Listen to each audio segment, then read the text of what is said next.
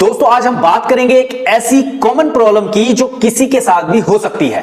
एक ऐसी problem GST में जब हम टैक्स की पेमेंट करते हैं और लेट फीस की पेमेंट करते हैं, होता क्या है, कई बार हमारा जो टैक्स बना है और साथ ही साथ हमारी लेट फीस भी बन रही है। अब हमने क्या किया, हमारे दिमाग से निकल गया और हमने जितनी भी लेट फीस और टैक्स था दोनों इकट्ठे कैलकुलेट कर ली और टैक्स के कॉलम में उसको जमा करवा दिया। अब ऐसा करने पे हुआ क्या, टैक्स तो जमा हो गया ज्यादा और लेट फीस जमा ही नहीं हुई क्योंकि हमने हेड टैक्स का यूज कर लिया। और ऐसी सिचुएशन में गवर्नमेंट ने जब इस प्रॉब्लम को देखा तो उन्होंने इसका समाधान एक फॉर्म के अंदर दिया। अब वो कहते हैं, गवर्नमेंट क्या कहती है, गवर्नमेंट कहती है अगर ऐसी सिचुएशन आपके साथ हो रही है तो हम आपके लिए एक फॉर्म लेकर आए हैं जिसका नाम है जीएसटी PMT 09। ऐसे फॉर्म का मतलब इस फॉर्म का यूज करके आप इस प्रॉब्लम का समाधान निकाल सकते हो और अपनी जो टैक्स की लायबिलिटी, जो आपकी लेट फीस की जो लायबिलिटी है वो आपने टैक्स में जमा करवा दी है, तो आप उसको बड़े ही आसान तरीके से टैक्स से अपनी लेट फीस के जो हेड है उसमें आप ट्रांसफर कर सकते हो और बड़े आसानी से इस प्रॉब्लम से निजात पा सकते हो, इस प्रॉब्लम से बाहर निकल सकते हो और अपने रिटर्न को बड़े ही आसानी से फाइल कर सकते हो। आज इस वीडियो में हम बात करेंगे इसी प्रॉब्लम के बारे में। Let's see on computer screen.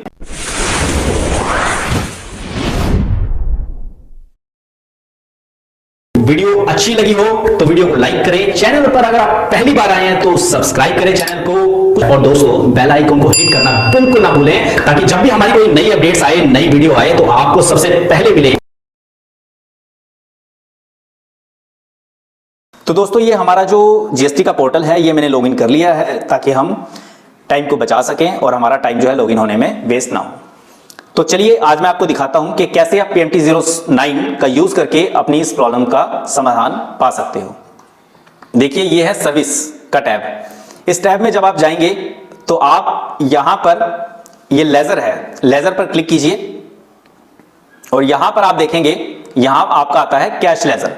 अब कैश लेजर पर क्लिक कीजिए।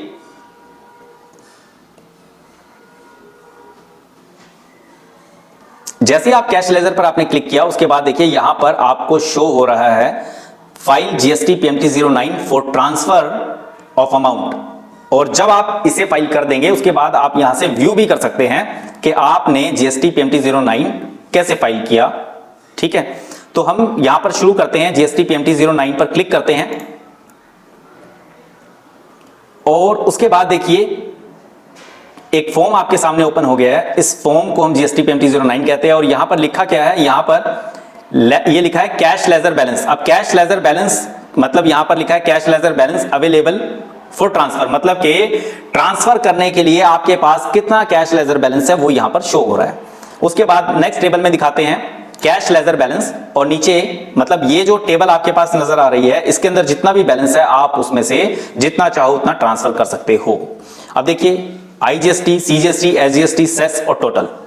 आपका IGST, CGST, SGST और सेस और टोटल में किस हेड के अंदर टैक्स पड़ा हुआ, किस हेड के अंदर अमाउंट है, जैसे टैक्स के अंदर है, इंटरेस्ट में है, फीस में है, पेनल्टी में है या अदर, जिस भी हेड के अंदर आपका बैलेंस पड़ा हुआ है आप वहां से किसी भी दूसरे हेड में ट्रांसफर कर सकते हो। अब जैसे मेरे टैक्स के अंदर पड़े हुए हैं 87,817 रुपए IGST के अंदर और सेंटर टैक्स के अंदर मेरे पास पड़े हैं 450 रुपए और स्टेट टैक्स में पड़े हैं 450 रुपए। टोटल है 88,717 रुपए। मैं इस बैलेंस को किसी भी दूसरे हेड में ट्रांसफर कर सकता हूं। अब उसके बाद जो मेरी सेकंड टेबल नजर आ रही है मुझे, cash ledger balance preview of updated balance, मतलब कहने का ये है अगर मैं इसमें से कोई बैलेंस यूज कर लूंगा 87,817 रुपए में से IGST में से मैं मान लीजिए इंटरेस्ट के अंदर ट्रांसफर करता हूं या लेट फीस में ट्रांसफर करता हूं या पेनल्टी में ट्रांसफर करता हूं या अदर किसी में भी ट्रांसफर करता हूं तो मेरा पुराना बैलेंस तो एज इट इज दिखाई देगा यहां पर, लेकिन जो नया बैलेंस होगा ट्रांसफर होने के बाद, मान लीजिए 87,000 में से मैंने 10,000 ट्रांसफर किए तो मेरा यहां तो 87 नजर आएगा, लेकिन ये मेरा अपडेटेड बैलेंस दिखाएगा कि इस 87 में से मतलब कि 77,817 तो मेरे रह गए हैं टैक्स के अंदर और जिस हेड के अंदर मैंने ट्रांसफर किए हैं बाकी के 10,000 मेरे लेट फीस में आ गए। मतलब इस तरह से एग्जांपल दिया है मैंने, ये यहां पर शो करेगा अपडेटेड बैलेंस। अब ट्रांसफर करना कैसे है, थोड़ा और नीचे आ जाते हैं। यहां पर लिखा है ऐड रिकॉर्ड, मतलब ये कहता है ट्रांसफर अमाउंट फ्रॉम, कहां से ट्रांसफर करना है।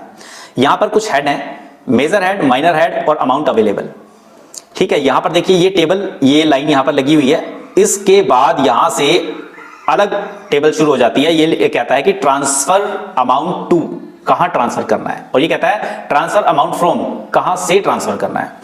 तो मैं इसमें मेजर हेड के अंदर लेता हूं, मेरा बैलेंस जहां पर पड़ा है वो आप देख सकते हो, ये मेरा आईजीएसटी में पड़ा हुआ है बैलेंस, आईजीएसटी के टैक्स में पड़ा हुआ है। तो मैं आईजीएसटी, ये कह रहे हैं ट्रांसफर अमाउंट फ्रॉम, तो मैं यहां आईजीएसटी का ऑप्शन यूज करूंगा।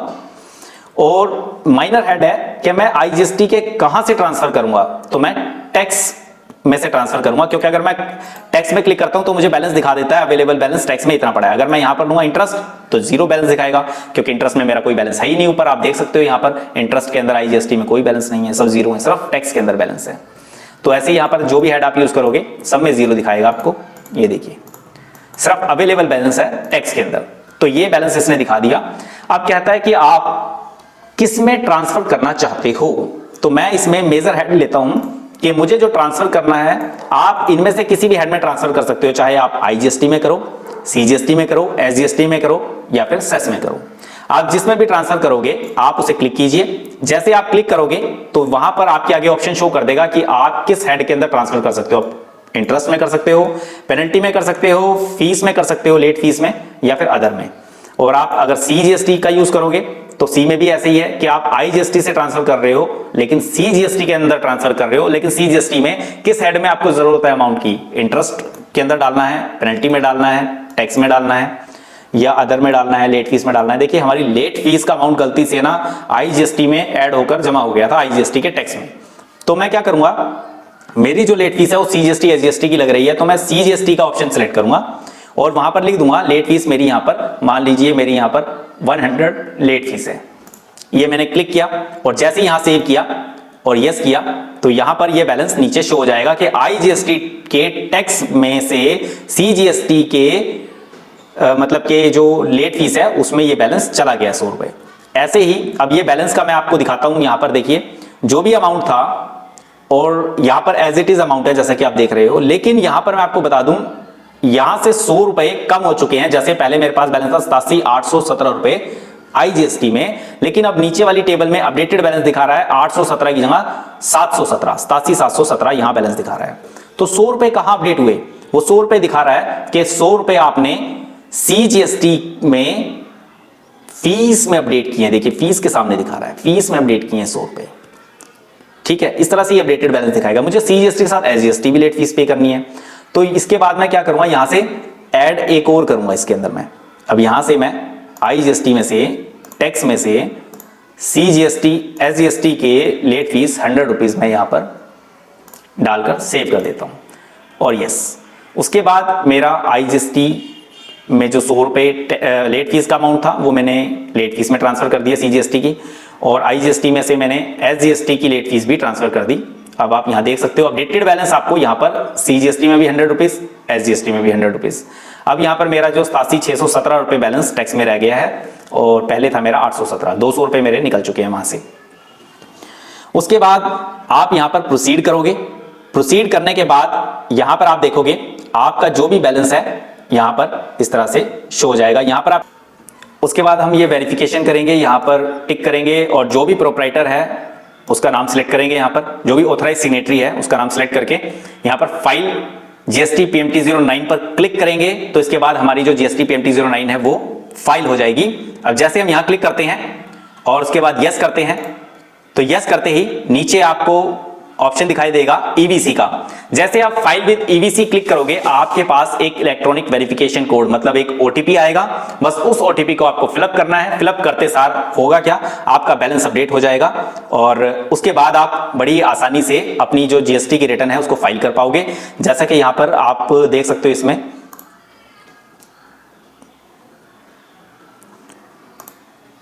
जैसे हम फाइल करोगे तो आपका जो भी बैलेंस है वो आपके आईजीएसटी में से आपकी लेट फीस में चला जाएगा और उसके बाद आप बड़ी आसानी से अपनी 3B फाइल कर लोगे।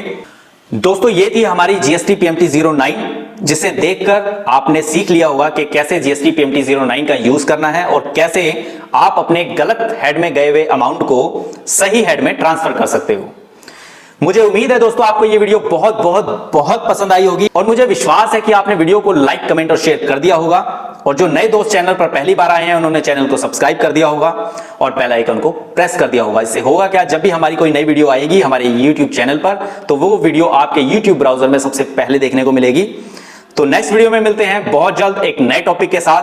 आपका अपने इस YouTube चैनल पर अपना कीमती समय देने के लिए आप सभी लोगों का तहे दिल से प्रेम पूर्वक बहुत बहुत धन्यवाद।